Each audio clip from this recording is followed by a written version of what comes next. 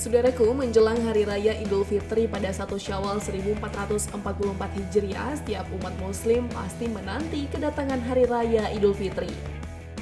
Maka setiap orang pasti akan berbondong-bondong membeli pakaian baru untuk menyambut kedatangan Hari Raya Idul Fitri 1 Syawal 1444 Hijriah. Pantauan tribungaya.com, harga pakaian cenderung stabil selama menjelang Hari Raya Idul Fitri pada Senin 10 April 2023 di Uning, Kecamatan Pegasi.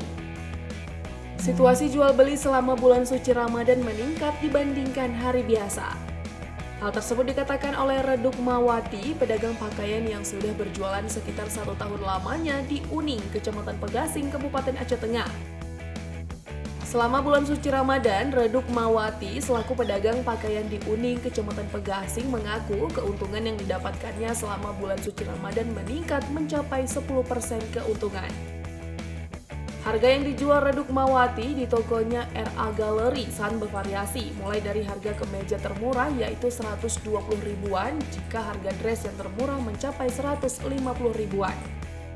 Jika harga pakaian dress yang termahal mulai dari 250 ribuan dan kemeja yang termahal dari 150 ribuan. Reduk Mawati mengaku tidak ada perubahan harga pakaian di tokonya. Dari Aceh Tengah, Nadia Selvira, Tribun Gayo.